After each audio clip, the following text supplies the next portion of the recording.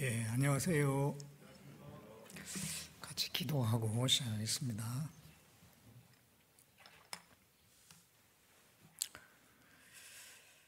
은혜롭고 자비로우신 우리 아버지 하나님, 우리가 죄 가운데 있을 때에 하나님께서 먼저 우리를 사랑해 주시고 주 예수 그리스도의 그 보배로운 피로 우리 죄를 영원히 속죄해 주시고 우리를 그 귀한 복음의 말씀으로 불러서 성령으로 인쳐주시고 하나님의 자녀로 삼아주시고 영생의 소망 가운데 살게 하시고 또 이렇게 교회 가운데 거해서 때에 따라서 우리에게 필요한 말씀을 주시고 그리스도의 그 온전하신 형상이 우리 가운데 점점 이루어져 가게 하신 것 감사를 드립니다.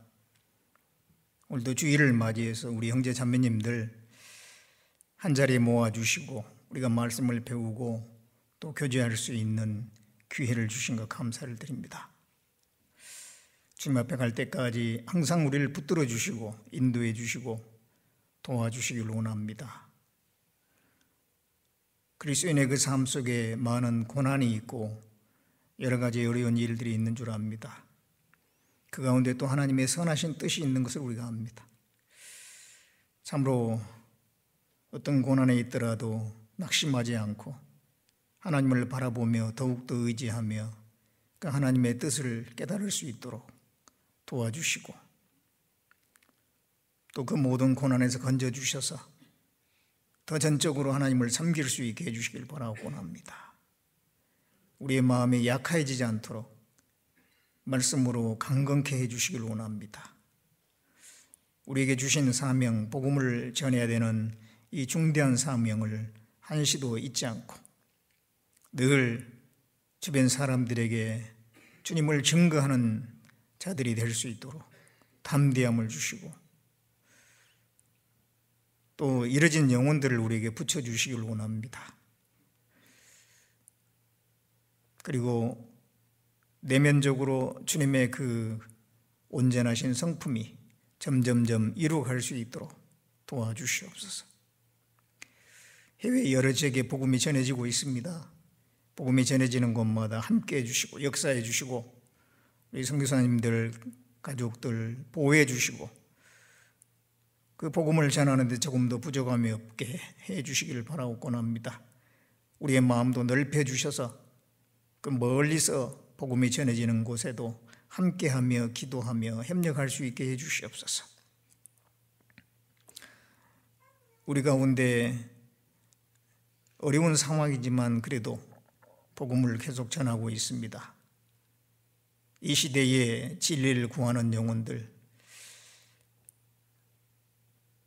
이루어지지 않도록 주님께서 자비를 베풀어 주시기를 원합니다. 내일부터 있을 3교구 집회도 함께 해주셔서 이번에 많은 영혼들이 구원받을 수 있도록 역사해 주시고 그 모든 일을 통해서 하나님께만 영광이 되도록 도와주시기를 원합니다. 이 시간 우리 모두에게 필요한 말씀 주시기를 간절히 원하오며 우리를 구원해 주신 예수님의 이름으로 기도드렸습니다. 아멘. 같이 고린도전서 15장을 보겠습니다.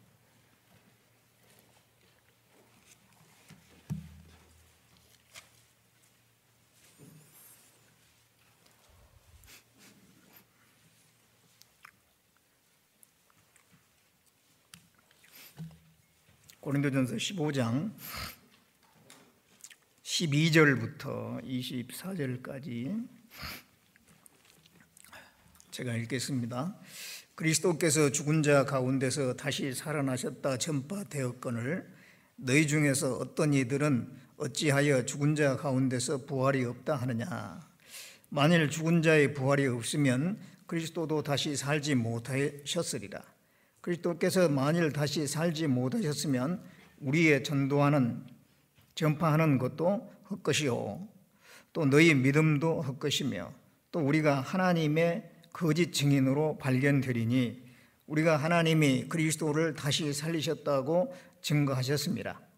만일 죽은 자가 다시 사는 것이 없으면 하나님이 그리스도를 다시 살리시지 아니하셨으리라. 만일 죽은 자가 다시 사는 것이 없으면 그리스도도 다시 사신 것이 없었을 터이요, 그리스도께서 다시 사신 것이 없으면 너희 믿음도 헛되고 너희가 여전히 죄 가운데 있을 것이요, 또한 그리스도 안에서 잠자는 자도 망하였으리니 만일 그리스도 안에서 우리의 바라는 것이 다만 금생뿐이면 모든 사람 가운데서 우리가 더욱 불쌍한 자리라. 그러나 이제 그리스도께서 죽은 자 가운데서 다시 살아 잠자는 자들의 첫 열매가 되셨도다. 사망이 사람으로 말미암았으니 죽은 자의 부활도 사람으로 말미암는도다. 아담 안에서 모든 사람이 죽은 것 같이 그리스도 안에서 모든 사람이 삶을 얻으리라.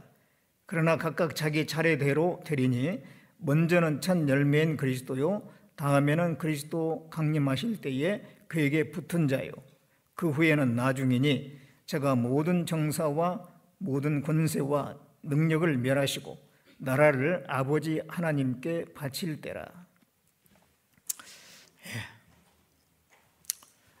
오늘은 부활주일이라고 이렇게 기독교계에서 지키고 있습니다. 부활이라고 하는 것은 다시 살아난 것을 말하죠. 죽었는데 다시 살아나는 것, 그걸 부활이라고 합니다. 부활주일이라고 하는 것은 예수님께서 죽으셨다가 다시 사신 것을 기념하는 그런 주일이라는 말씀이죠. 그래서 기독교계에서 성대하게 부활주일을 지킵니다. 이번에는 이제 코로나 때문에 그렇게 많은 분들이 모여가지고 하기는 좀 어려울 겁니다.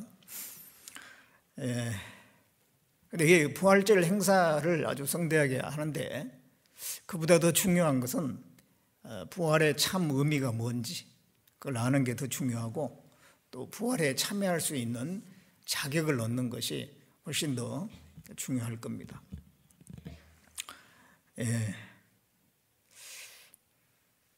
구원받지 않은 사람들은 부활에 참여할 수가 없잖아요. 아무리 부활절을 잘 지킨다 할지라도 구원을 안 받았으면 부활에 실제적으로 참여할 수가 없는 겁니다. 여기 이제 고린도전서 15장을 이제 부활장이라고 합니다. 예수님의 그 부활에 대해서 자세하게 이렇게 설명을 하고 있습니다. 그래서 이 시간에는 고린도전서 15장을 중심으로 해서 그리스도의 부활에 대해서 좀 상고를 해보려고 합니다. 여기 이제 고린도전서 15장의 그 부활에 대해서 자세히 말씀하신 이유는 12절 때문인데요.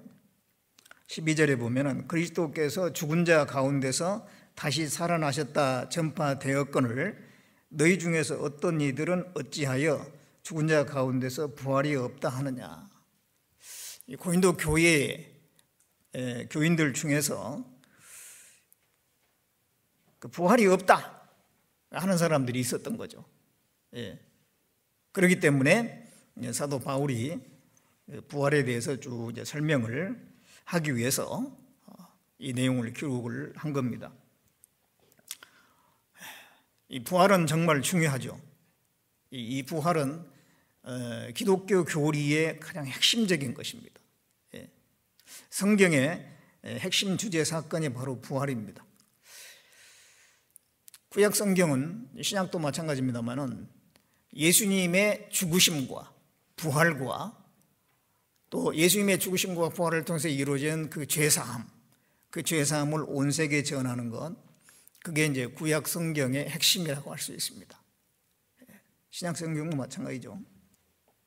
그렇기 때문에 이 부활은 성경의 가장 핵심적인 근간이 되는 그런 주제라고 할 수 있습니다. 그래서 이제 그 초대 교회, 그러니까 예수님이 죽으시고 부활하시고 성령이 오셔서 이제 복음이 전파되는 그 시대에 세워진 그 교회들, 우리 무엇을 전했느냐? 그때의 그 사도들과 그리스도인들은 뭘 전했느냐 하면 부활을 전했어요. 예수님의 부활을 전했던 것입니다. 예수님께서 십자가에 죽으셨는데 하나님께서 다시 살아나게 하셨다. 그분이 바로 그리스도다. 그분으로 말미암아 우리가 죄사함 받는다. 그게 이제 초대교회에 전하는 메시지였죠. 그래서 이 부활은 너무너무 이게 중요한 그런 내용인데요. 근데 이제 부활이 없다라고 이렇게 고린도 교회에 주장하는 사람들이 있었기 때문에 거기에 대해서 이렇게 또 설명을 하고 있습니다. 그러면서 13절에 만일 죽은 자의 부활이 없으면 그리스도도 다시 살지 못하셨으리라. 죽은 자의 부활이 없다면, 이 부활이라고 하는 그러한 일들이 없다. 그렇다면 예수님이 부활했다는 것도 거짓말이란 말이냐. 진짜 부활이 없다라면 그리스도도 다시 살지 못했을 거다.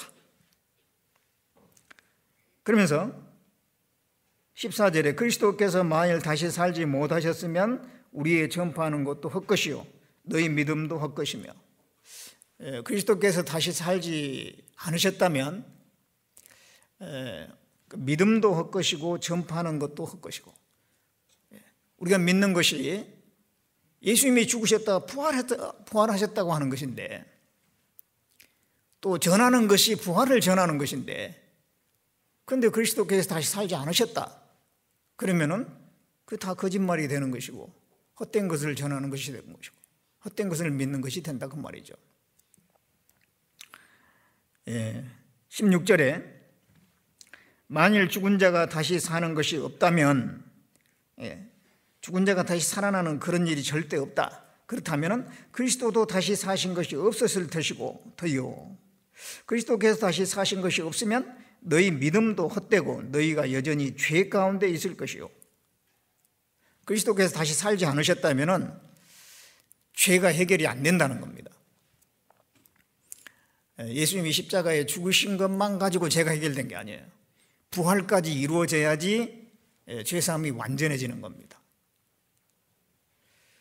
예수님이 부활하지 않으셨다 그러면은 예수님의 속죄가 완전한 것이 되는 것이 못해요. 될 수가 없어요. 그래서 그리스도께서 다시 사는 것이 없으면은 믿음도 헛되고 너희가 여전히 죄 가운데 있을 것이다.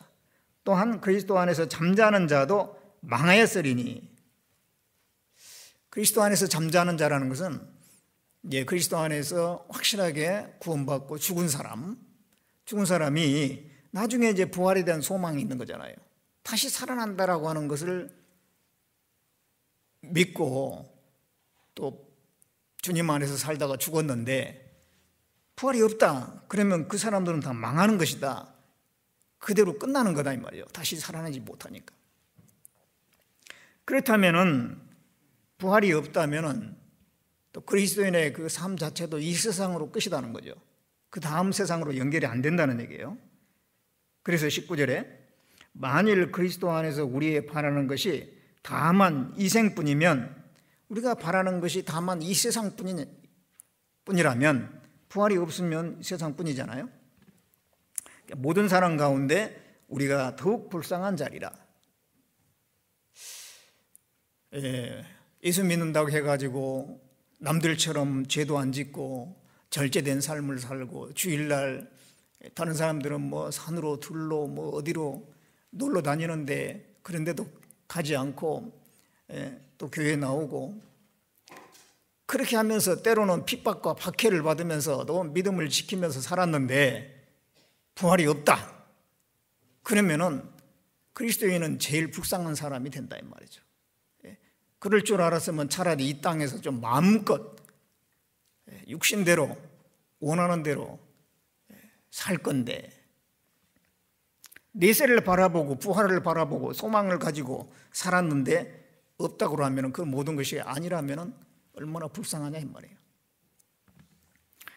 그렇습니다. 이 부활이 없다면 이와 같을 겁니다. 근데 부활이 있죠. 그 다음 말씀에 20절에 보면 그러나 부활이 없다면 이러이러 하는데 그러나 이제 그리스도께서 죽은 자 가운데서 다시 살아 잠자는 자들의 첫 열매가 되셨도다. 그러나 부활이 있다는 거예요. 예수님께서 다시 살아나셨어요. 그래서 잠자는 자, 이게 죽은 자예요. 죽은 자의 첫 열매, 죽었다가 부활하신 첫 번째 열매 되신 분이 예수님이셔요. 첫 열매가 있다고 하는 것은 그 다음에 계속 열매가 맺힌다고 한 증거잖아요. 첫 이삭이 맺혀졌어요. 그럼 그 다음에 계속해서 열매가 맺혀질 거 아니에요, 이어서요. 예수님께서 부활의 첫 열매입니다. 그것은 그리스도 안에 죽은 자들이 그렇게 부활할 것을 보여주는 보증이죠. 그 배가 이제 바다에서 항해를 하다가 이제 해변에다가 정박을 하려고 하는데 마침 너무 그냥 풍랑이 많이 불어가지고 파도가 너무 거세가지고 그 해변에 댈 수가 없어요. 그런 경우는 한 사람이 수영을, 그 배 안에서 가장 수영을 잘하는 사람이 몸에다 밧줄을 묶고 수영을 해가지고 육지에 당도해서 거기에 나무나 아니면 바위에다가 그 줄을 묶는답니다. 그러면 이제 나머지 사람들은 그 밧줄을 붙잡고 그 육지를 향해서 가는 겁니다. 수영 못해도 그것만 붙잡고 가면 돼요. 그래서 그 가장 수영 잘하는 사람, 그 밧줄을 몸에 묶고 육지를 향해서 헤엄쳐 가는 사람을 아르케고스라고 하는데, 그 아르케고스가 그 육지에 도착했다라고 하는 것은 나머지 이제 배 안에 있는 사람들이 무사하게 육지에 들어갈 수 있다라고 하는 보장이 되는 거예요. 그러잖아요. 예수님이 그와 같다는 거죠. 예수님이 부활하셨다라고 하는 것은 그리스도 안에 있는 모든 사람들이 예수님처럼 다시 살아난다라고 하는 보증이 되는 거죠. 그렇기 때문에 예수님의 부활은 너무너무 중요한 겁니다. 예수님의 부활이 사실이냐 아니냐, 이거 너무도 중요한 거예요. 예수님의 부활이 사실이 아니라면 그리스도 안에 죽은 사람들도 부활할 수가 없어요. 그러나 예수님이 부활한 게 사실이라면 그리스도 안에서 죽은 사람들은 다 부활이 되는 겁니다. 물론 우리는 예수님의 부활이 사실이라는 걸 확실히 믿잖아요. 그런데 그걸 믿지 않는 사람도 많이 있고, 그걸 부정해 보려고 하는 사람들도 많이 있기 때문에 문제인 거죠. 그 예수님의 부활을 부정하는 사람들은 어떻게 이제 얘기를 하냐면은, 예수님이 죽었다가 살아났다고 하는데 그 기절을 했다, 잠깐 기절했다가 깨어난 거다, 그거 지금 무슨 뭐 죽었는데 살아났느냐, 그걸 기절설이라고 해요. 기절설. 그 기절설을 주장하는 사람들이 있어요. 그런데 성경을 보면 예수님은 분명히 완전히 죽으셨죠. 요한복음 19장을 보겠습니다.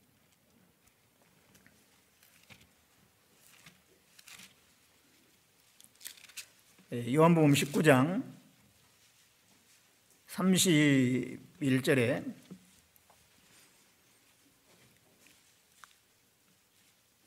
이날은 예비일이라 유대인들은 그 안식일이 큰 날이므로 그 안식일에 시체들을 십자가에 두지 아니하려 하여 빌라도에게 그들의 다리를 꺾어 시체를 치워달라 하니, 군병들이 가서 예수와 함께 못 박힌 첫째 사람과 또 그 다른 사람의 다리를 꺾고 예수께 이르러는 이미 죽은 것을 보고 다리를 꺾지 아니하고 그중 한 군병이 창으로 옆구리를 찌르니 곧 피와 물이 나오더라. 이를 본 자가 증거하였으니 그 증거가 참이라. 여기 이제 예수님이 이제 십자가에서 죽으시고 그걸 이제 확인을 했잖아요. 근데 군병이 보니까 아직 죽지 않으면은 다리를 꺾어서 죽여요. 근데 예수님 보니까 완전히 죽었기 때문에 다리를 꺾지 않았다 그랬죠. 이미 죽은 것을 보고 다리를 꺾지 아니하고 완전히 죽으신 겁니다. 그리고 또 이제 창을 찔렀는데, 옆구리에 창을 찔렀는데 피와 물이 나왔다. 이를 본 자가 증가했다. 많은 사람이 본 거예요. 피가 나오고 그다음에 물이 나왔어요. 살아있는 사람은 이렇게 칼로 찌른다든가 창으로 찌르면은 피만 나와요, 피만. 그런데 완전히 죽은 사람은 피와 물이 나오는데, 피가 나오고 또 뒤에 이게 물이 나와요. 이 피와 물이 나왔다고 하는 것은 예수님이 완전히 죽었다고 하는 증거예요, 증거. 그래서 예수님은 완전히 죽으신 겁니다. 그리고 사흘 만에 부활하신 거예요. 예. 또 어떤 이들은 뭐라고 하냐면은, 예수님이 죽었는데, 죽었다는 걸 인정한다. 그런데 부활한 게 아닌데 제자들이 그 시체를 훔쳐가지고 감춰놓고 빈 무덤 만들어 놓고 부활했다라고 그렇게 한 거다. 또 그렇게 주장하는 사람들이 있어요. 근데 그거는 이게 말이 안 맞아요. 왜냐하면은 예수님이 이제 십자가에 죽으실 당시에 제자들은 어땠느냐? 무서워서 다 도망갔어요.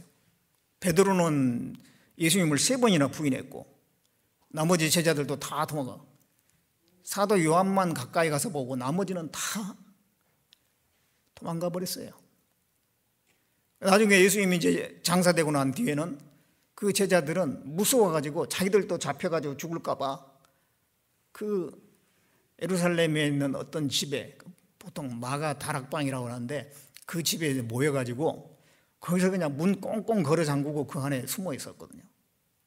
그렇게 비겁한 사람들이 예수님의 시체를 훔쳐가지고 그것도 이제 그 돌무덤 안에다가 넣어놓고 겉은 이제 돌로 완전히 덮고 임봉까지 해가지고 아무도 들어가지 못하게 하고 군병들이 지키고 있는데, 거기 들어가가지고 그 시체를 훔쳐가지고 살아나지도 않는 예수님을 살아났다라고 전파하면서 그것을 위해서 목숨까지 걸 수 있는 사람이 누가 있겠냐 이 말이에요. 제자들이 그럴 수는 없다는 거죠. 그 심리학적으로 그건 맞지 않는다라고요. 심리학자 앤더슨은 얘기했어요. 그게 벌벌 떨던 사람들이 살아나지도 않는 예수님을 살아났다라고 그것을 전하기 위해서 자기 목숨을 걸 사람이 있냐 이거지. 그런데 제자들은 담대히 예수님의 살아난 것을 증거했고 그걸 위해서 죽기까지 했잖아요. 그것을 보면 확실히 살아났기 때문에 그렇다는 거죠. 그리고 이 시체를 도난했다, 훔쳐가지고 그렇게 감췄다, 그것은 오히려 당대의 그 종교 지도자들이 만든 거짓말이었죠. 마태복음 28장 보겠습니다.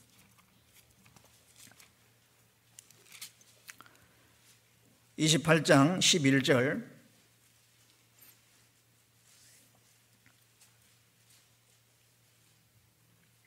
여자들이 갈제 파수꾼 중 몇이 성에 들어가 모든 된 일을 대제사장들에게 고하니 그들이 장로들과 함께 모여 의논하고 군병들에게 돈을 많이 주며 가로되 너희는 말하기를 그의 제자들이 밤에 와서 우리가 잘 때에 그를 도적질하여 갔다 하라. 만일 이 말이 총독에게 들리면 우리가 구원하여 너희로 근심되지 않게 하리라 하니 군병들이 돈을 받고 가르친 대로 하였으니 이 말이 오늘날까지 유대인 가운데 두루 퍼지니라. 예수님이 부활했다라고 하는 그런 일들이 이제 그게 보고가 되니까 그 종교 지도자 대제사장들이 이게 이제 민중에 퍼지면 더 이제 골치 아프다 그러면서 거짓말을 하도록 시킨 거죠, 군병들에게. 그래가지고 그게 이제 소문이 나게 된 거예요. 그래서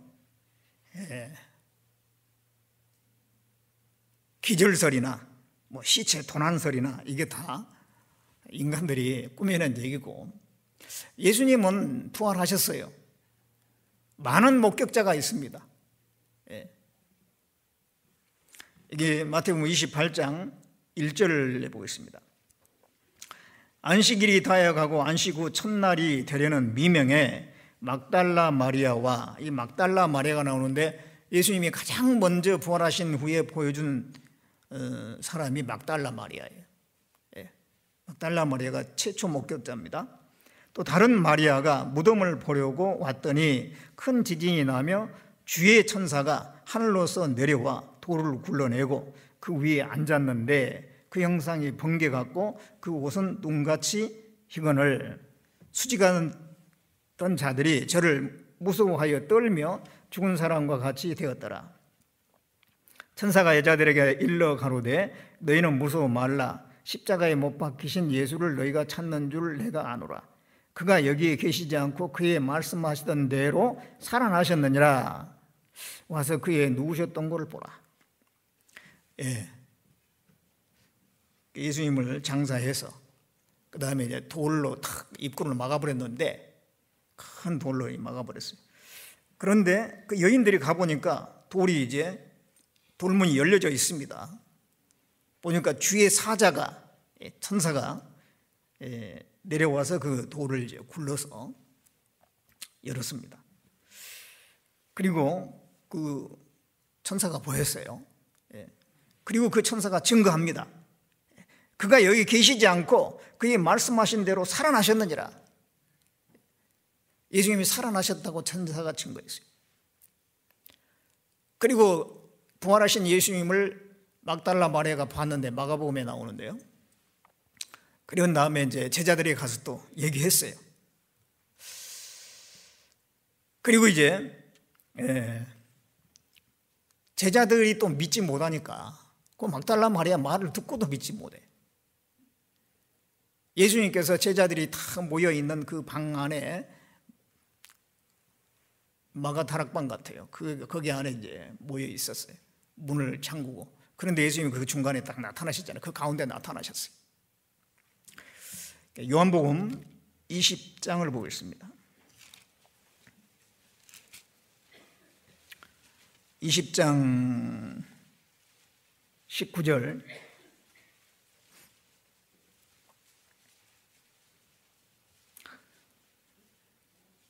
이날 곧 안식 후 첫날 저녁 때에 제자들이 유대인들을 두려워하여 모인 곳에 문을 닫았더니 예수께서 오사 가운데 서서 가라사대 너희에게 평강이 있을지어다. 이 말씀을 하시고 손과 옆구리를 보이시니 제자들이 주를 보고 기뻐하더라.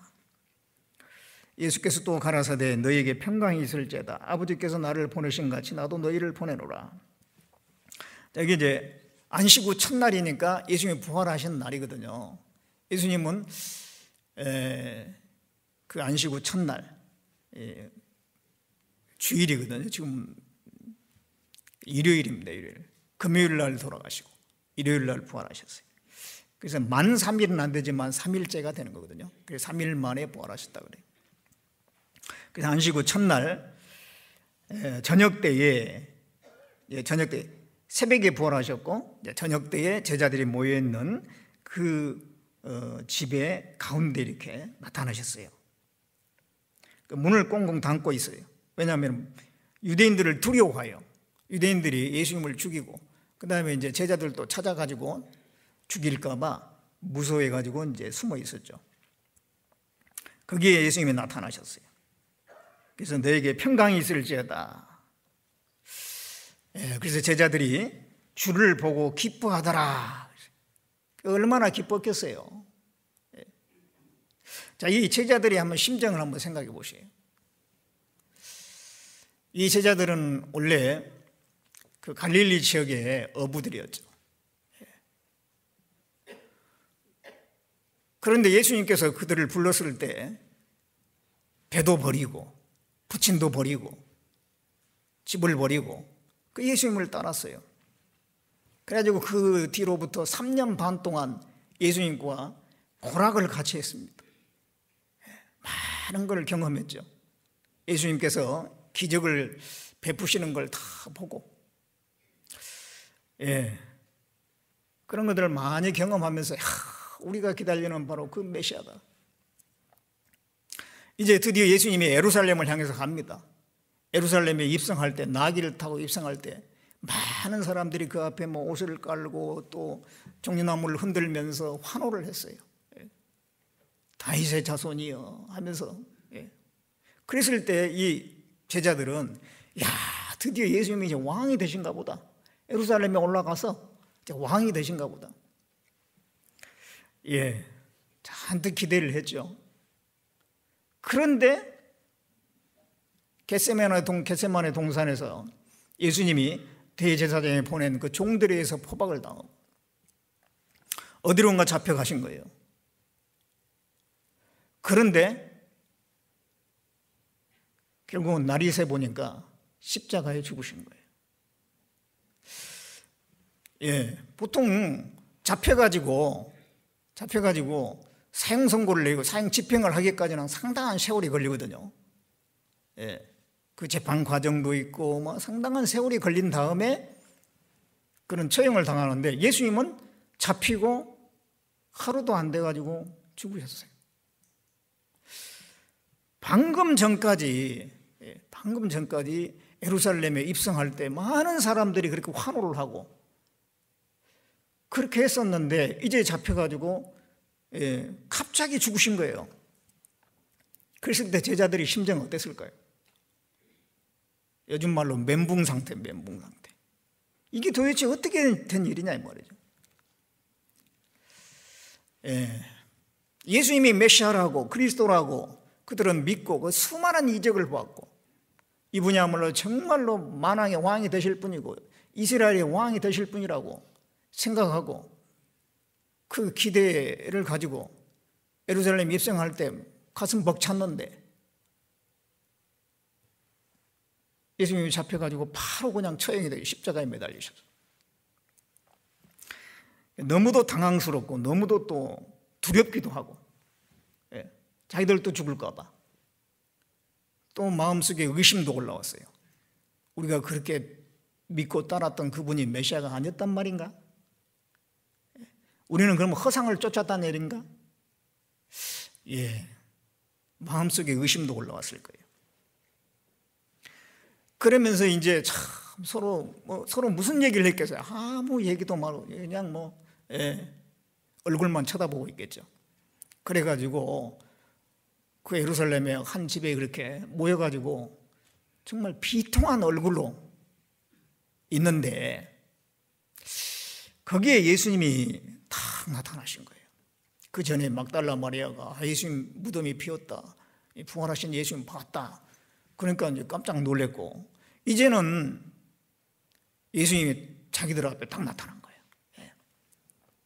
3일 전에 무덤에 묻혔던 그분이, 무덤에 있어야 될 그분이 딱 자기들 앞에 나타났어요.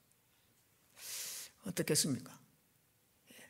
너무도 기쁘고 너무도 놀랍고 이건 믿어지지가 않은 거예요. 또 혹시 영인가?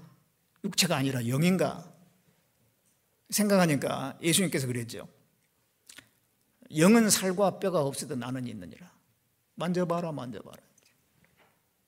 또 먹을 거 있느냐? 군 생선 드리니까 그것도 잡수셨어요. 그러니까 제자들이 이제 맞구나 다시 살아나셨구나. 그 기쁨은 참 우리가 이 부활에 대해서, 예수님의 부활에 대해서 생각하는 거하고 제자들의 그 입장에 그 당시에 느낀 거하고 전혀 다를 거예요. 그들은 정말 너무너무 놀라운 것을 경험한 거예요. 지옥에 떨어졌다가 천국에 올라간 것 같은. 1815년에 영국의 그 해군과 프랑스의 해군이 워터로에서 전쟁을 했어요. 영국의 해군은 웰링턴 장군에 의해서 그 장군이 총지휘자였고 프랑스는 나폴레옹이었어요. 그래서 이제 그 두 나라의 해군이 전쟁을 했는데요. 이제 전쟁 중에 이제 신호를 보내요. 뭐 이겼다 졌다 하며 이런 신호를 보내는데 나중에 이게 보니까 해변에서 쭉 보니까 저 신호를 보냈는데 웰링턴 장군이 패했다 이런 신호를 보낸 거예요. 그러니까 그 신호를 받으면은 급히 또 그 영국의 국민들에게 또 전달을 하거든요. 그 국민들이 그 신호를 받고 다 그냥 그 비통함에 빠졌어요. 그 국민들 중에서 어떤 아내는 남편을 그 해군으로 보냈고, 어떤 어머니는 자기 아들을 해군으로 보냈고, 그랬는데 그 패했으니 그 죽었을 가능성 많거든요. 그래가지고 그냥 막 울고 불고 그냥 막 난리. 그랬는데 이제 그로부터 또 한참 시간이 지났어요. 그런 다음에 다시 또 그 신호가 왔어. 그 신호는 무슨 신호냐면 웰링턴 장군이 적을 패배시켰다라고 하는 거예요. 그러니까 처음에 신호가 좀 잘못 전달된 거였어요. 패했다는 게 아니라 패배시킨 거였어요. 적을 패배시켰다. 그래가지고 또 그 이제 신호를 받아가지고 영국의 그 국민들에게 그걸 또 전달했어요. 그 소식을 받고 사람들이 또 너무너무 기뻐가지고 방금 전에 패배했다고 하니까 완전히 끝났다. 큰일 났다. 그 참담함을 어찌할 수 없었는데 이제는 이제 승리했다고 하니까, 오히려 패배시켰다고 하니까 너무너무 좋아가지고 막 국민들이 거리에 나가가지고 막 부둥켜 안고 막 기뻐하고 그랬다는 겁니다. 예수님의 그 부활을 본 제자들의 심정이 그러지 않겠어요? 그 3일 동안 제자들의 심정은 어떻겠어요? 정말 말로 표현할 수가 없죠. 그런데 이제 예수님이 부활하셔가지고 다 그 앞에 나타난 거예요. 이제 그 부활하신 예수님을 보고 제자들은 모든 게 믿어졌을 거예요. 아, 이분이 진짜 메시아가 맞다. 이분은 정말 하나님이다. 확신이 생겼을 거 아니에요. 도마가 그랬죠. 나의 주시며 나의 하나님이시니이다 그러잖아요. 부활하신 예수님을 본 도마가 그랬어요. 나의 주시며 나의 하나님이시니이다. 다른 제자들도 같은 심정이었을 거예요. 예수님께서는 이제 그 제자들에게 나타나시고, 그 외에도요 여러 이제 믿는 사람들이 있었는데 그들에게 다 자신을 나타내셨다고 그랬어요. 고린도전서 15장을 보겠습니다.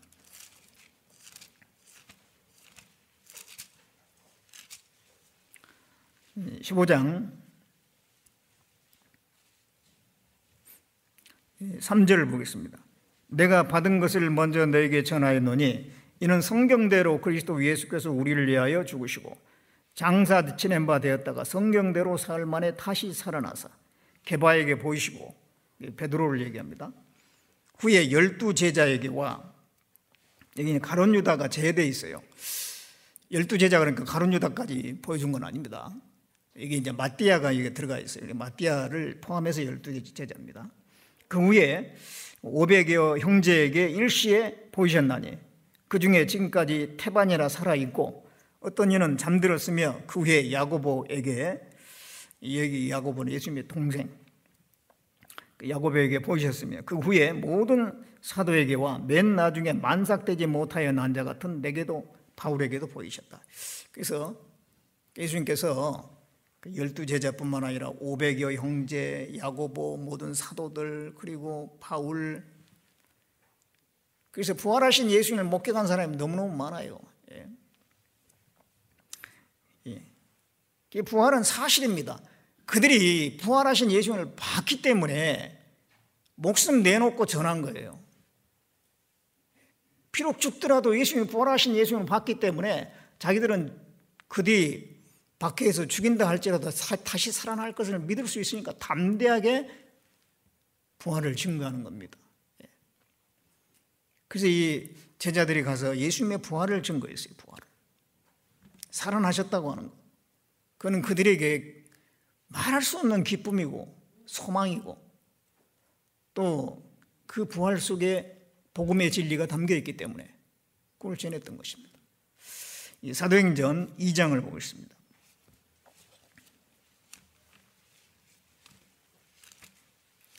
사도행전 2장 32절에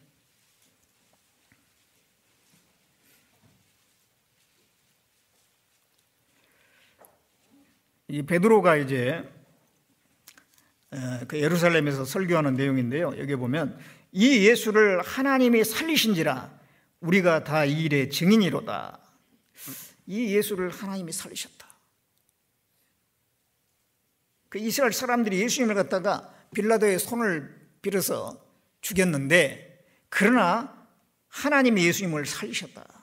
우리는 그 증인이다. 우리가 봤다. 담대히 증거했어요. 사도행전 4장 33절 33절에 사도들이 큰 권능으로 주 예수의 부활을 증거하니 무리가 큰 은혜를 얻어. 이게 큰 권능으로 주 예수의 부활을 증거했다 했습니다. 그 부활을 봤기 때문에 그 힘이 있는 거예요. 권능이라는 것은 힘이거든요. 파워. 그래서 부활을 목격했으니까 우리는 보고 들은 것을 말하지 아니할 수 없다 그랬잖아요. 담대히 증거했어요. 사도행전 10장 39절 39절에 우리는 유대인의 땅과 예루살렘에서 그의 행하신 예수님의 행하신 모든 일의 증인이라. 그를 저희가 나무에 달아 죽였으나 하나님이 사흘 만에 다시 살리사 나타나시되 모든 백성에게 하신 것이 아니요 오직 미리 택하신 증인 곧 죽은 자 가운데서 일어나신 후 모시고 음식을 먹은 우리에게 하신 것이라. 43절에 저에 대하여 모든 선자도 증거하되 저를 믿는 사람들이 다 그 이름을 힘입어 죄사함을 받는다 하였느니라. 예수님이 다시 살아나셨다라고 하는 것, 그리고 죽으시고 부활하심으로 말미암아 죄사함이 이루어졌고 그 죄사함을 믿어야 된다라고 하는 것을 말씀하고 있습니다. 초대교회의 사도들이 증거한 내용이 그거예요. 예수님의 죽으심과 부활과 그로 인한 죄사함, 그걸 증거했습니다. 지금 우리가 전하는 복음하고 똑같지 않습니까? 그래서 그때부터 지금까지 계속해서 정말 복음주의자들은, 복음을 제대로 깨달은 사람들은 예수님의 죽음과 더불어서 부활을 증거하고 죄사함을 증거해서 많은 영혼들을 건지는 일을 해왔고 그 가운데 성령께서 역사하신 겁니다. 자, 예수님의 그 부활이 담고 있는 의미는 뭘까요? 예수님이 그 부활하셨는데 거기에 담겨져 있는 의미들이 굉장히 많이 있습니다. 첫째는 예언이 성취된 거예요. 구약의 예언이 성취된 것입니다. 구약은 예수님의 죽으심과 부활을 예언하고 있어요. 누가복음 24장을 보겠습니다.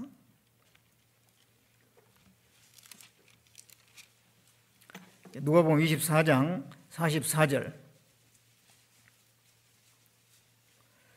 또 이르시되 내가 너희와 함께 있을 때에 너희에게 말한 바 곧 모세 율법과 선지자의 글과 시편에 나를 가리켜 기록된 모든 것이 이루어져야 하리라 한 말이 이것이라 하시고 이에 저희 마음을 열어 성경을 깨닫게 하시고 또 이르시되 이같이 그리스도가 고난을 받고 제3일에 죽은 자 가운데서 살아날 것과 또 그의 이름으로 죄사함을 얻게 하는 회개가 예루살렘으로부터 시작하여 모든 족속에게 전파될 것이 기록되었으니 너희는 이 모든 일의 증인이라.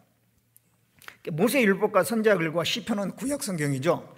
구약 성경에 예수님에 관해서 증거했는데 더 구체적으로 말씀하면은 46절에 있는 것처럼 그리스도가 고난을 받고 제3일에 죽은 자 가운데서 살아날 것과 그리고 죄사함을 이제 온 세계에 전하는 것, 이게 이제 구약 성경의 핵심이라는 얘기죠. 구약 성경에 예수님의 부활이 예언되어 있는 거예요. 예수님이 부활하셨다라고 하는 것은 그 예언의 성취를 의미하는 것입니다. 고린도전서 15장 3절에 성경대로 그리스도께서 죽으시고 성경대로 사흘 만에 다시 부활하셨다고 했습니다. 그래서 예수님의 부활은 미리 약속한 것을 이루신 일이었어요. 예언의 성취입니다. 그리고 예수님이 부활하심으로 하나님의 아들로서 인정이 되는 거예요. 그 전에도 하나님의 아들이지만은 부활하심으로 사람들로 인해서 사람들로부터 하나님의 아들로 인정이 되는 거죠. 로마서 1장 4절에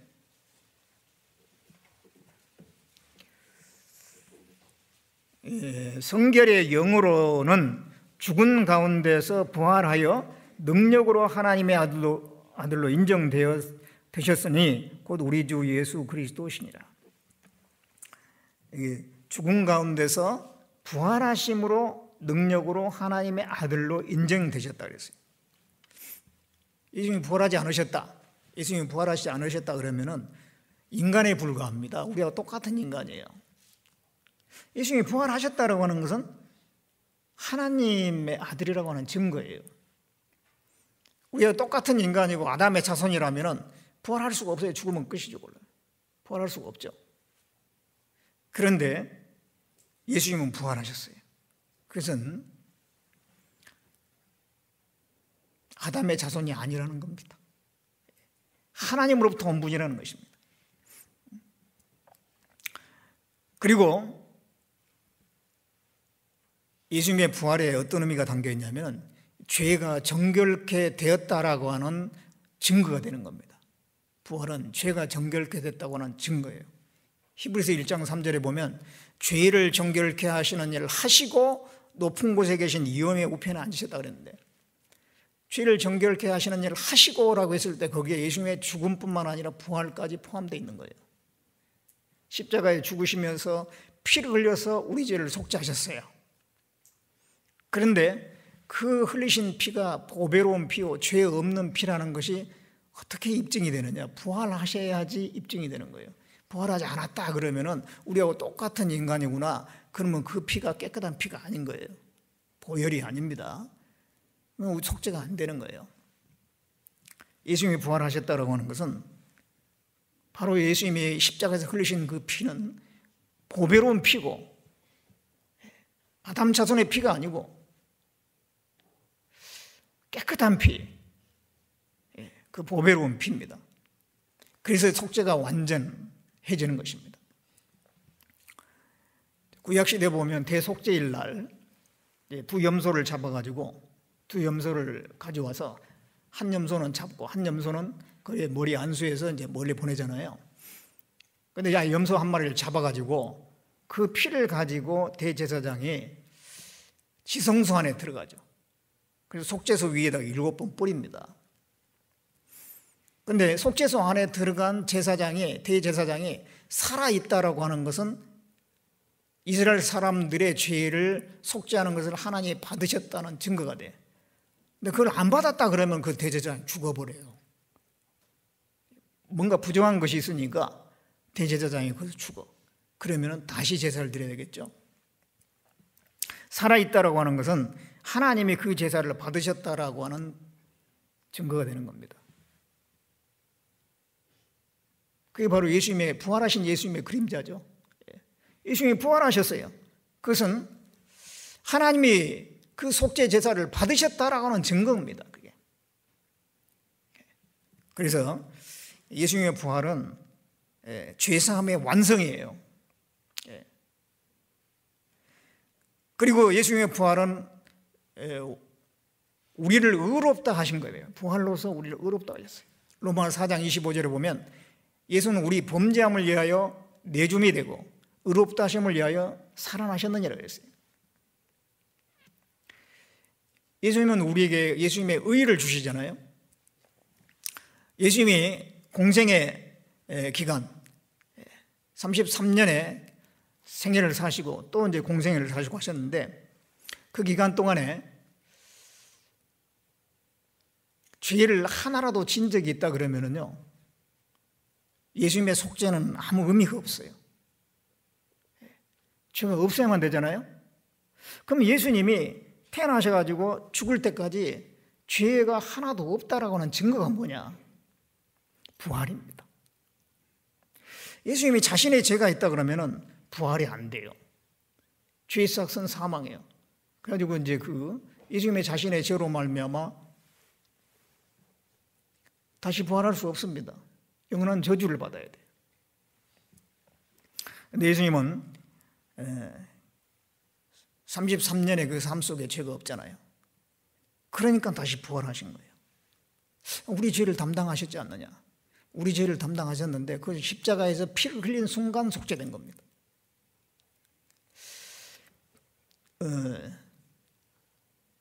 우리 죄가 사해지는 것은 피로 사해지는 거예요. 피가 그 죄를 속하느니라 그랬잖아요. 그러니까 예수님이 십자가에 죽으실 때 피를 흘리시고 죽으시는 그 순간 우리 죄는 사해진 거예요. 그런데 예수님 자신은 죄가 없어요. 그렇기 때문에 예수님이 무덤에 계속 묻혀 있을 수가 없는 거예요. 부활하셔야 돼. 이해되세요? 우리 죄는 담당하셨지만은 십자가에서 사해진 겁니다. 그리고 예수님 자신은 죄가 없어요. 그러니까 이 사망이라고 하는 것은 죄 있는 곳에 사망이 있는 거예요. 그러니까 예수님 자신은 죄가 없기 때문에 죽음 건너간 다음에 자신은 죄가 없기 때문에 사망이 예수님을 계속 가둬둘 수가 없는 거예요. 부활하셔야 돼요. 그렇게 부활하셨다고 하는 것은 예수님은 자신의 죄가 없다라고 하는 증거입니다. 예수님 자신의 죄가 없기 때문에 결국은 뭐냐면은 33년의 생애를 의롭게 살았다라고 하는 거예요. 율법을 다 지키시고 그 의를 우리에게 주시는 거예요. 우리는 죄를 짓고 깨끗이 못한 삶을 살잖아요. 그런데 하나님은 우리를 의롭다고 하셔요. 예수님의 의를 우리에게 주신 거예요. 그래서 우리는 하나님 앞에 의롭게 여김을 받았거든요. 그런데 예수님이 그 의로운 것은 의로우셨다라고 하는 것을 증거하는 것은 부활 자체입니다. 부활. 예수님이 부활하지 않으셨다 그러면 예수님 뭔가 죄가 있는 거예요. 부활하셨다고 하는 것은 한 번도 죄 지은 적이 없다는 거예요. 의롭다는 겁니다. 그 의를 우리에게 주신 거예요. 그래서 예수님은 범죄함을 위하여 우리의 범죄함을 위하여 내줌이 되고 의롭다 하심을 위하여 살아나셨느니라. 예수님이 다시 살아나신 것 그것 때문에 우리는 예수님의 의를 받아서 의롭게 된 것입니다. 그래서 그런 의미가 있고 그 다음에 예수님이 부활하심으로써 믿을 증거를 주신 겁니다. 사도행전 17장 31절에 보면은 예수님을 죽은 자 가운데 부활하심으로 말미암아 모든 사람에게 믿을 만한 증거를 주셨다 그랬어요. 만약 예수님이 부활하지 않았다면은 제자들도 안 믿어요. 제자들 중에 누가 믿겠어요? 부활하셨기 때문에 제자들이 예수님을 믿는 겁니다. 마찬가지로 세상 누구도 예수님이 부활하지 않았다면 믿을 대상이 되지 못하는 것입니다. 그 부활하심으로 믿을 증거를 우리에게 주셨어요. 그리고 예수님의 그 부활은 죽음의 권세를 정복하는 것이 됩니다. 예수님이 부활하심으로 죽음의 권세가 정복이 됐어요. 로마서 6장을 보겠습니다.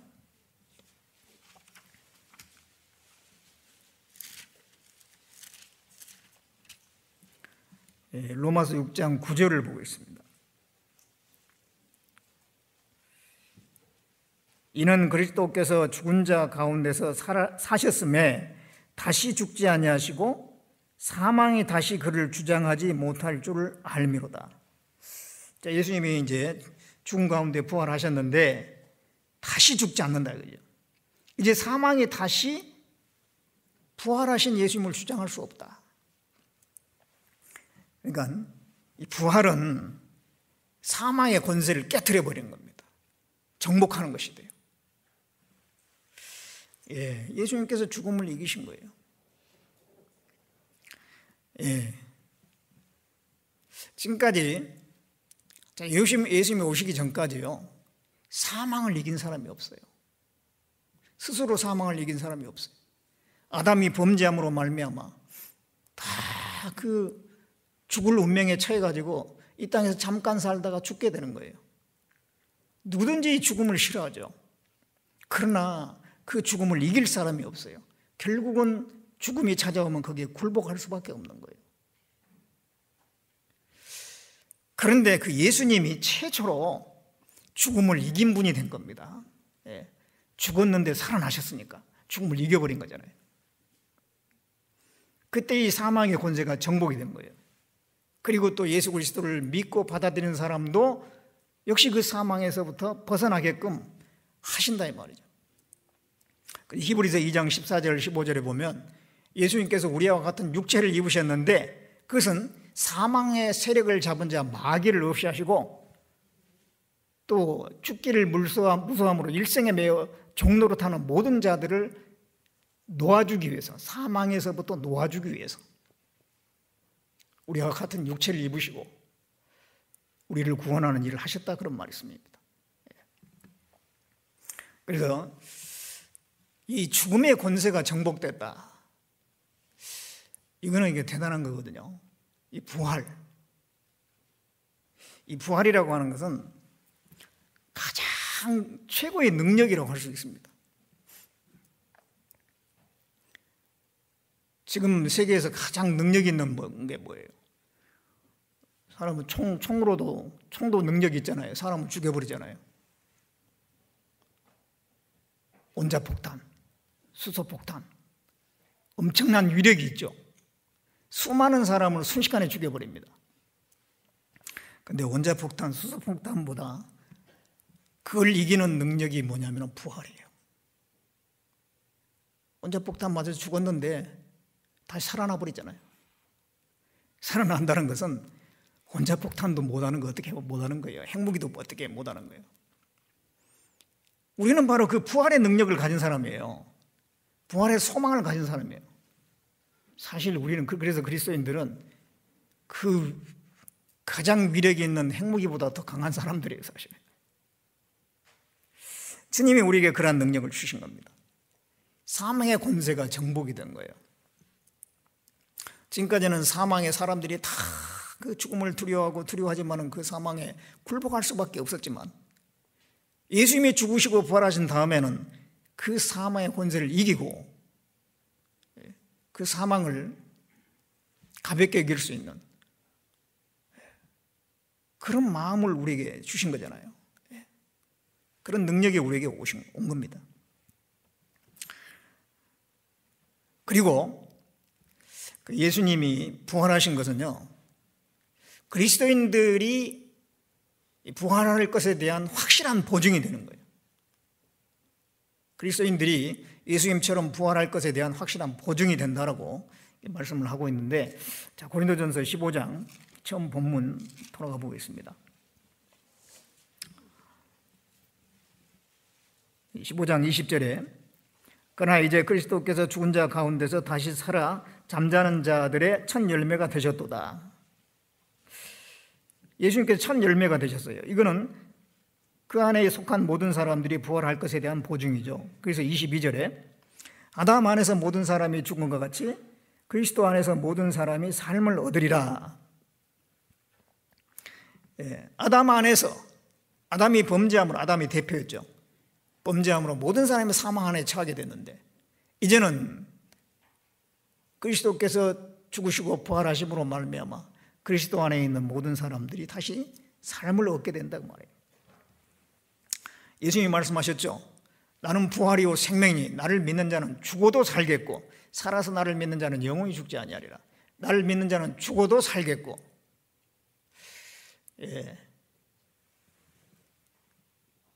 예수님이 죽으셨고 부활하셨기 때문에 우리도 그 말씀대로 죽어도 살죠. 죽어도 살아요. 로마서 8장 11절에 보면 예수를 죽은 가운데서 살리신 영이 너희 안에 거하면 너희 죽을 몸도 살리시리라 그랬어요. 예수님께서 죽으셨다가 성령으로 부활하셨는데 그 성령이 우리 안에 계시잖아요. 그러니까 우리도 다시 부활한다. 죽더라도 부활한다 그러네요.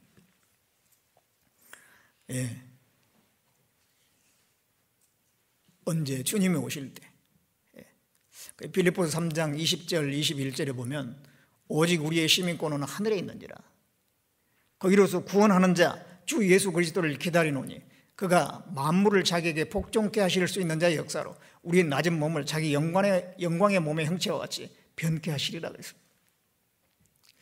이제 우리는 구원받은 다음에 이제 하늘나라의 시민권을 가지고 있잖아요. 주님을 기다립니다. 특별히 이제 힘들고 어려울 때 더 주님이 기다려지잖아요. 주님의 재림이 기다려져요. 주 예수 그리스도를 기다리노니 그래 기다려. 우리에게 왜 이렇게 고난이 있고 어려움이 있겠습니까? 편안하고 그냥 이 세상이 정말 낙원처럼 이렇게 좋으면요 주님 안 기다릴 거야. 뭐 당장 뭐 사는데 전혀 어려움이 없으니까. 뭔가 불편한 게 있고 부족한 게 있고 힘들고 그러니까 주님을 더 바라보게 되고 자꾸 하늘을 바라보게 돼. 주님 언제 오시나? 예. 주님이 오시면은 만물을 자기에게 복종케 하실 수 있는 자의 역사. 주님은 이 만물을 순식간에 바꿀 수 있잖아요. 없앨 수도 있고 만들 수도 있고 바꿀 수도 있고. 그런 주님께서 우리의 낮은 몸을 영광의 몸의 형체와 같이 주님의 그 영광의 몸의 형체와 같이 변케 하신다 그랬습니다. 지금은 우리의 낮은 몸이에요, 낮은 몸. 그러니까 이제 불편한 게 많잖아요. 질병도 있고 피곤하기도 하고 또 몸이 뭔가 이렇게 부족한 완전한 몸을 가지고 있는 사람 없잖아요. 다 뭔가 불편하고 부족하고 마음에 안 들고. 낮은 몸이에요, 낮은 몸. 예. 그래서 영광의 몸의 형체와 같이 변케 하십니다. 예. 어떻게 바뀔까? 다 이제 죽으면은, 사람이 죽으면은 땅에 묻혀가지고 다 흙으로 흩어져 버리고, 그런데 어떻게 다시 살아나냐? 거기에 대한 의문들이 있었어요. 거기에 대해서 이제 이 고린도전서 15장에 설명을 하고 있습니다. 35절에 보면, 15장 35절에 보면요, 누가 묻기를 죽은 자들이 어떻게 다시 살며 어떠한 몸으로 오느냐 하리니, 그렇게 묻는 사람들이 있었다 이거죠. 아니 죽어가지고 다 흙으로 돌아가지고 흩어졌는데 그게 어떻게 다시 살아나느냐, 어떤 모양으로 다시 살아난다는 얘기냐. 예, 그렇게 의문을 가진 사람들이 있기 때문에 이런 말씀을 하는 겁니다. 36절에 어리석은 자여, 너희 뿌리는 씨가 죽지 않으면 살아나지 못하겠고, 또 너희 뿌리는 것은 장래 형체를 뿌리는 것이 아니요 다만 밀이나 다른 것의 알갱이뿐이로되 하나님이 그 뜻대로 저에게 형체를 주시되 각 종자에게 그 형체를 주시느니라. 이제 씨를 뿌릴 때 그 씨 모양은 별거 없잖아요. 씨 모양은 비슷비슷해요. 그리고 보잘게 없어요, 씨는. 근데 그걸 뿌렸는데 나중에 보면 거기서 이제 식물이 올라오죠. 꽃이 피죠. 열매가 열리죠. 그 씨 모양하고는 전혀 다른 모습이 나오지 않느냐. 그 땅에다 뿌릴 때 형체를 뿌린 게 아니라 씨를 뿌렸지 않느냐. 그런데 전혀 다른 모양으로 나타난다. 죽은 자의 부활도 그거 같다, 그 말입니다. 죽은 사람을 갖다 땅에 묻었어요. 그 사람이 구원받은 사람이라면 그런 씨와 같다 이거죠. 그럼 이제 나중에 거기서부터 부활될 때는 씨가 꽃이 되듯이 전혀 다른 모습으로, 아름답고 영광스러운 모습으로 바뀐다는 거예요. 그걸 보여주기 위해서 이 자연계에다가 하나님께서 그렇게 만들어 놓은 것이다. 그걸 보고 부활에 대해서 짐작해 보라고. 지금 그런 말씀이잖아요. 그래서 이제 42절에 보면 죽은 자의 부활도 이와 같으니 썩을 것으로 심고 썩지 아니할 것으로 다시 살며. 죽은 자의 부활, 썩을 것으로 심고, 심은 것은 이제 육체를, 현재 육체를 이야기하죠. 여기 이제 땅에 묻힌 것을 말할 때 썩을 것으로 심었다 그랬어요. 이 육체는 썩잖아요. 변하잖아요. 그런데 부활할 때는 썩지 아니할 것으로 다시 산다는 거예요. 부활하는 몸은 이제는 죽지도 않고 병들지도 않고 영원한 몸이 영원한 몸. 영원히 변치 않는 몸이에요. 완전한 몸이죠. 또 욕된 것으로 심고 영광스러운 것으로 다시 살며, 현재 이 몸은 욕된 거죠. 왜냐하면 속에 죄 기질이 있거든요. 그냥 틈만 있으면 죄가 올라와. 이 육신은, 이 현재 우리 육체는요, 속에 온갖 더러운 게 가득해요. 이게 그게 틈만 있으면 올라오잖아요. 이게. 그게 얼마나 힘들어요.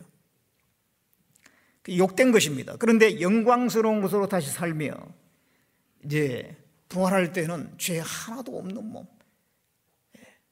그러니까 얼마나 몸이 가볍겠습니까? 얼마나 편안하겠어요. 죄가 하나도 없는 몸이에요. 죄가 하나도.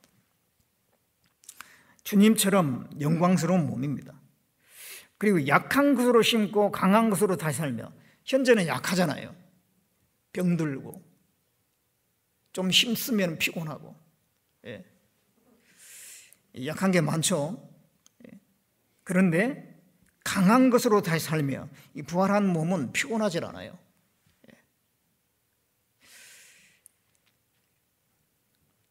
다시 죽을 수 없는 그런 강한 몸입니다. 또 육의 몸으로 심고 신령한 몸으로 다시 살며, 육의 몸은 뭐냐면 이 세상에서 사는 몸이 육의 몸이에요. 신령한 몸은 영원한 곳에서 사는 몸이에요. 이 세상에 사는 몸, 이거는 시간과 공간의 지배를 받아요. 과거로 돌아갈 수도 없고 미래로 미리 가서 볼 수도 없고, 또 여기에 지금 있는데 이 자리에서 갑자기 미국에 갈 수는 없잖아요. 공간의 지배를 받잖아요. 어느 지역에서 어느 지역으로 이동하려면 시간이 필요해요. 그런데 이제 신령한 몸, 영원한 몸은 그런 공간의 지배를 안 받는다는 것입니다. 이런 몸은 벽이 있으면 가지를 못하죠. 벽으로 막아놓으면. 근데 신령한 몸은 벽과 상관없이 통과해서 지나갈 수가 있죠. 예수님께서 제자들이 모여있는 방에 또 문 열 필요도 없습니다. 그냥 벽을 뚫고 들어오셨잖아요. 그런 식으로 시간 공간의 지배를 받지 않는 신령한 몸, 주님과 같은 몸. 요한일서 3장 2절에 보면은 우리가 주님 오실 때 그와 같이 된다 그랬습니다. 그와 같이 될 것을 안다 그랬습니다. 주님과 같은 몸, 그런 몸이 되는데, 언제 그렇게 되느냐? 주님이 다시 오시게 되면. 이게 51절을 보겠습니다. 보라, 내가 너희에게 비밀을 말하노니 우리가 다 잠잘 것이 아니요 마지막 나팔에 순식간에 호련히 다 변화하리니, 나팔 소리가 나며 죽은 자들이 썩지 아니할 것으로 다시 살고 우리도 변화하리라. 잠잘 것이 아니요, 그리스도인들이 죽은 것은 잠자는 것 같아요. 잠자다 보면 나중에 깨잖아요. 그런 것처럼 그리스도 안에서 죽은 사람들은 다시 일어나는 거예요. 언제 일어나냐? 마지막 나팔에 순식간에 호랭이 다 변화되리.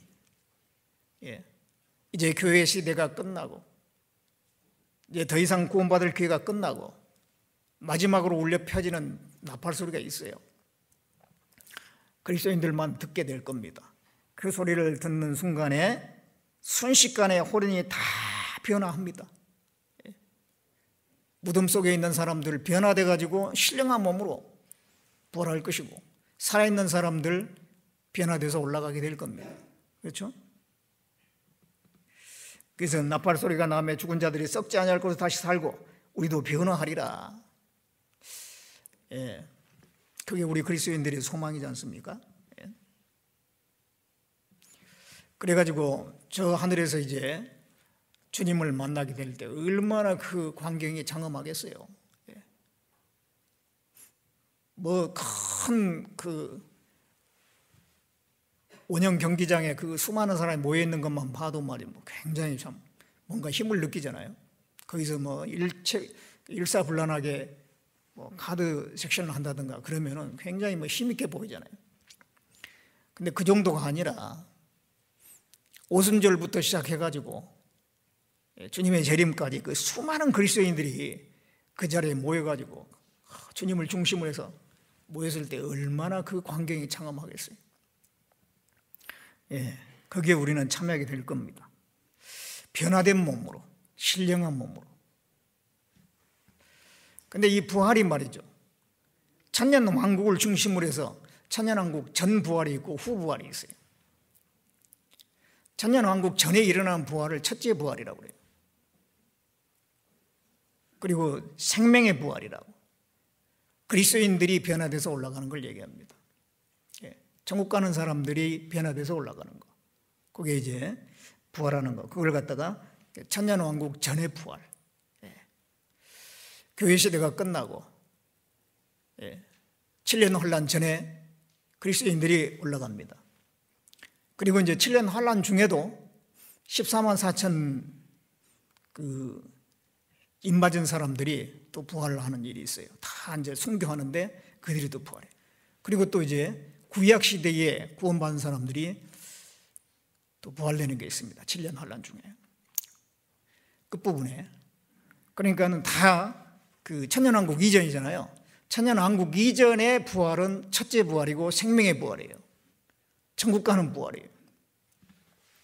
근데 천년왕국이 끝나고 난 뒤에 다시 살아나는 일이 있는데, 그거는 이제 심판의 부활, 둘째 부활, 둘째 부활이고, 둘째 부활이란 말은 없지만은 첫째 부활의 이제 상대 개념이니까 둘째 부활이고 심판의 부활입니다. 예수님께서 말씀했어요. 심판의 부활. 그리고 지옥 가는 사람들의 부활. 다시 살아나긴 하는데 너무너무 흉측한 모습으로 살아나고, 그렇게 해서 이제 지옥까지 가는, 그래서 영원히 고통받는 그런 부활이 있어요. 천년왕국을 사이에 두고. 자, 우리가 이 첫째 부활에 참여하게 된 거 얼마나 감사합니까? 생명의 부활에 참여하게 됐어요. 모든 그리스도인들이 부활하는 부활에 우리는 참여하게 됐어요. 우리에게 그러한 소망을 하나님이 주셨잖아요. 예수님이 부활하신 것은 바로 모든 그리스도인들이 소망하고 있는 그 부활이 확실히 이루어진다라고 하는 보증이 되는 겁니다. 그리고 또 그리스도의 그 부활은 그리스도인들이 이 땅에 살아가는 가운데 신앙생활에 승리하게 하는 능력이 되는 거예요. 그 예수님의 부활은 그리스도인들의 신앙의 승리의 능력이 되는 것입니다. 그리스도인들이 많은 고난을 받잖아요. 환난을 받잖아요. 심지어는 박해를 받고 그런 일들이 많이 있었는데, 그런데도 그 믿음을 끝까지 지키면서 이겨나가고 그 승리하는 그리스도인들이 얼마나 많습니까? 부활이 있다는 걸 믿었기 때문에 그런 거예요. 부활을 믿었기 때문에. 특히 이제 로마 시대에 기독교인들 박해를 많이 한 적이 있었잖아요. 그때의 그리스도인들을 갖다가 원형 경기장에 집어넣어놓고 거기다가 굶주린 사자를 막 푸는 거예요. 사자에 물려가지고 죽어가는 거예요. 그러면서도 찬양을 하고 그랬잖아요. 화형에 처해지면서도 찬양을 하고. 어린애들은 무서워했겠죠. 그래서 이제 그리스도인 그 어머니가 그 아이한테 무서워하니까, 얘야 너무 무서워하지 마라. 사자가 와서 너를 탁 무는 순간, 그 순간만 넘기면 너는 바로 하나님의 품에 있단다. 그게 맞죠. 그 죽음이라고 하는 잠깐의 순간, 그건 고통이 있겠지만은 그거 지나면은 하나님 품에 안기는 거예요. 그 몸은 찢어지지만은 나중에 영광스러운 몸으로 부활되는 거예요. 그래서 그들은 그런 확실한 믿음을 가지고 이길 수 있었던 거예요. 사망을 이기는 거예요. 사망의 그 위협에 굴하지 않고 그걸 이기는 겁니다. 여기 이제 고린도전서 15장 56절을 보겠습니다. 55절. 사망아 너희 이기는 것이 어디 있느냐? 사망아 너희 쏘는 것이 어디 있느냐? 사망에 쏘는 것은 죄요 죄의 권능은 율법이라. 우리 주 예수 그리스도로 말미암아 우리에게 이김을 주시는 하나님께 감사하노니.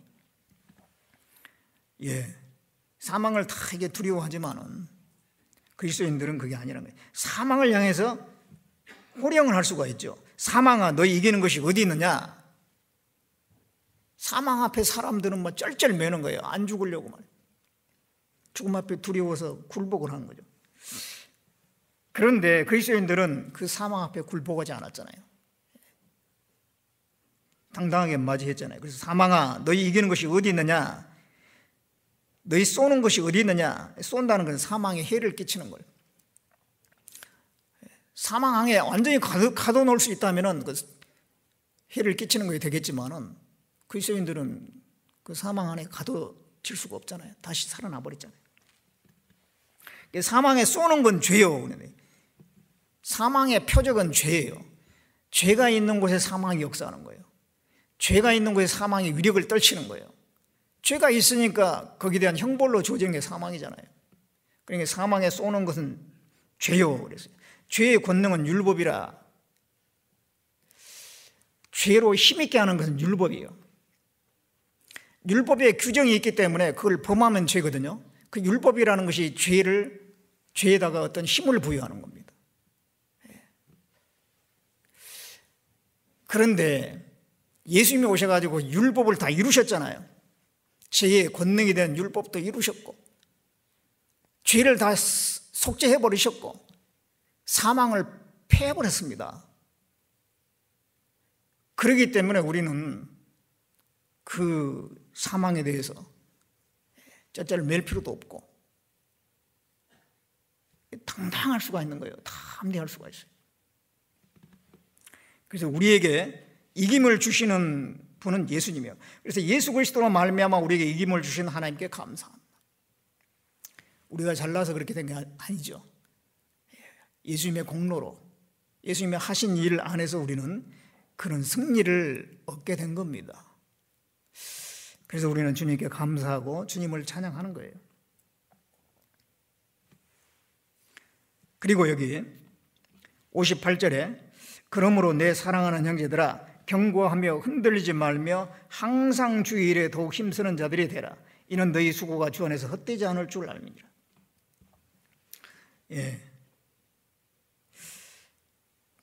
부활뿐만 아니라 부활 다음에 영광과 상급이 있잖아요. 그렇기 때문에 그것을 바라보고 더 많이 수고하고 힘써라 그런 얘기입니다. 그것이 헛되지 않는다는 거예요. 너희 수고가 주 안에서 헛되지 않는다. 부활은 분명히 있습니다. 뿐만 아니라 부활 후에 영광과 상급도 있죠. 우리는 그것을 바라보고 이 땅에 사는 동안에 더욱 주님의 일에 힘쓰고 그 수고하는 것, 피하는 것이 아니라 그것을 당당하게 받아들이고 감사함으로 받아들이고 수고하고 희생하는 삶을 살아야 될 겁니다. 부활이 있고 더 좋은 부활도 있거든요. 구원받은 사람들은 다 부활이 이루어지죠. 근데 더 좋은 부활도 있어요. 더 좋은 부활.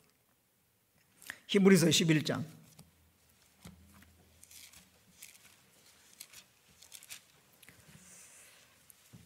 히브리서 11장 35절을 보겠습니다.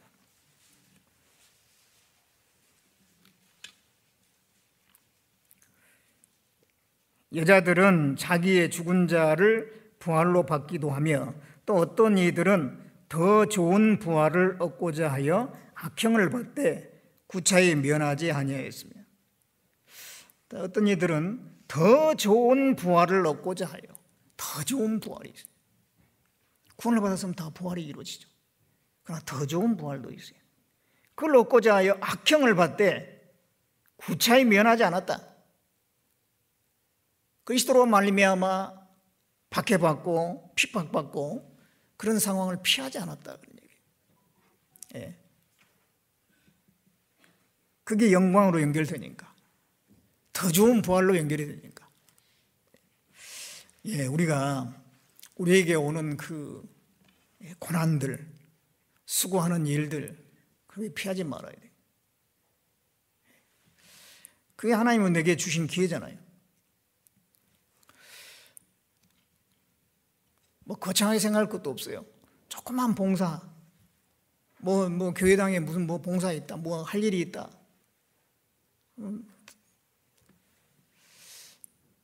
그 숫자가 부족해가지고 못할 정도면 안 되잖아요. 차고 넘쳐가지고 막 많은 사람이 와가지고 뭐 순식간에 2시간에 할 일을 뭐 한 30분에 치워버리고 그럴 수 있다면 얼마나 좋겠어요. 참 이 상급을 사모하고 그 훗날의 그 영광을 사모하는 그런 마음이 있다면 우리에게 주어지는 그런 기회, 거기에 다 같이 참여하고, 이게 지금 코로나 때문에 점점 이렇게 마음이 좀 나태해지잖아요. 느슨해지고, 이걸 좀 잘 추스려야 돼요. 잘 추스려야 돼요. 예. 구약에 보면 요제라는 게 있잖아요. 요제. 요제는 흔들어 드는 재물을 가지고 좌로 우로 막 흔들어 이렇게.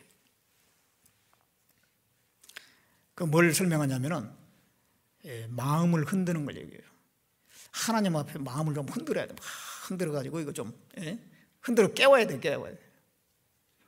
깨워가지고 좀 게으름에 빠져 있고 나태함에 빠져 있고 느슨해 있고 그러면은 어떻게든지 이게 좀 마음을 추스려 가지고 말이죠. 이러면 안 되지. 정신 차려야지. 그래가지고 다시 흔들어 깨워서 또 내 갈 길을 가야 되는 겁니다. 틈만 있으면 위치 이탈을 하거든요. 이 마음이라는 게. 딴 데로 그냥 새려고 그래요. 다시 말씀으로 내 마음을 확고하게 하고, 목표를 분명히 하고, 삶의 목적을 분명히 하고, 주님을 바라보면서 살아가야 되거든요. 그래서 우리가 전에보다 더 이 봉사할 일들이 별로 없어요. 더 적어졌어요. 근데 그것마저도 안 하려고 점점 게으러질 수가 있어요, 이게. 전 이 마음이 점점 주님으로부터 멀어지는 거, 타협적인 거, 이거 조심해야 됩니다. 다시 좀 추스려가지고, 요제가 있고 거제가 있어요. 요제는 흔들어, 거제는 뭐예요? 위아래로 그냥. 그 양의 뒷다리 그걸 들고요. 위아래로 막. 가슴 부위를 들고 이렇게 좌우로 흔들어요. 그건 우리 마음을 깨워야 된다는 걸 얘기해요. 뒷다리를 붙들고 위아래로 흔들어요. 위아래로 흔든다는 것은 다리를 움직이는 걸 얘기합니다. 다리를 들어라 이 말이에요. 움직여라 이 말이죠. 먼저 마음을 깨우고 그 다음에 이제 열심히 뛰어라 이 말이죠. 일을 찾아서 뛰어야 될 겁니다. 그렇게 하면서 우리가 이게 뛰어다니면서는 졸지는 않잖아요. 가만히 앉아있으면 졸려요.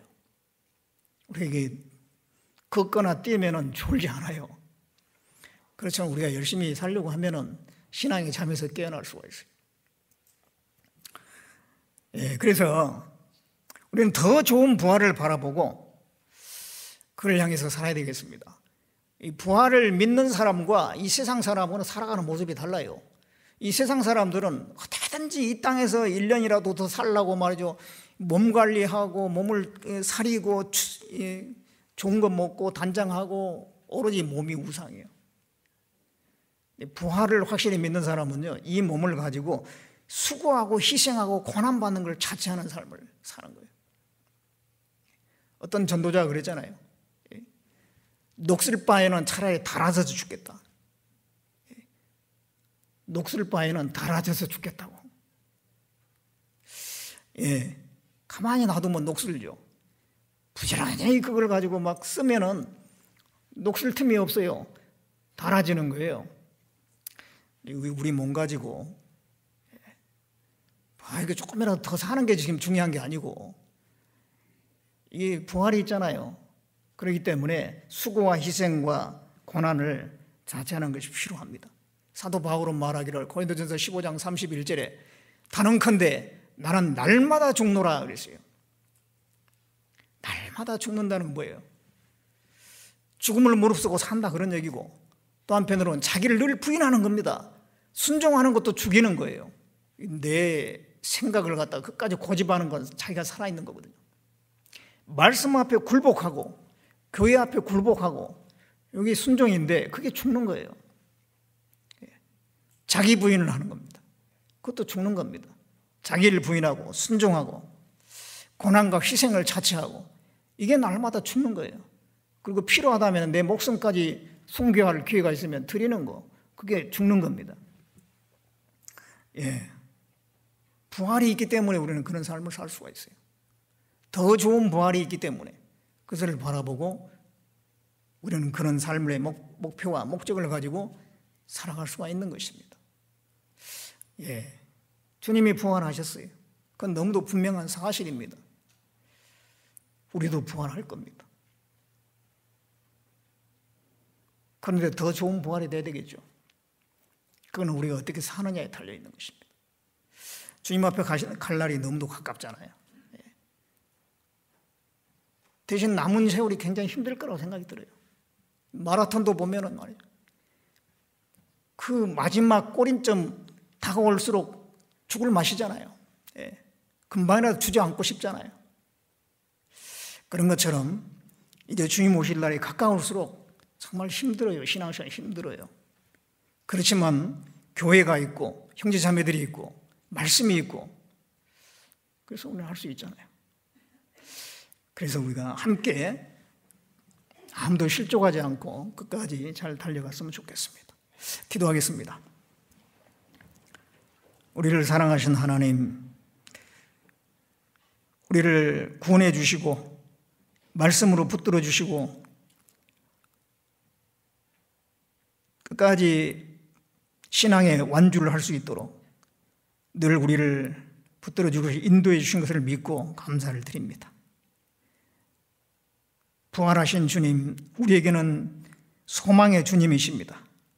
그 주님을 바라보고 우리도 훗날 영광스러운 부활을 할 것을 믿고 더 나아가서 더 좋은 부활을 위해서 우리가 현재의 삶을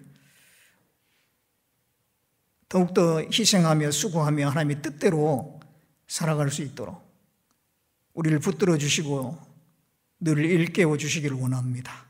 우리 형제 자매님들 행여 코로나 때문에 주님에서 멀어지거나 나약해지거나 느슨해지거나 나태하지 않도록 붙들어 주시고 일깨워 주시옵소서. 더 움직일 수 있도록 담대함을 주시기를 원합니다. 우리 가운데 계속 복음이 전해지고 있습니다. 아직도 진리를 사모하고 구하는 영혼들이 있을 줄 압니다. 우리를 통해서 그 영혼들을 하나님께 인도할 수 있도록 우리 모두를 귀하게 사용해 주시고 도와주시옵소서. 우리를 구원해 주신 예수님의 이름으로 기도드렸습니다. 아멘.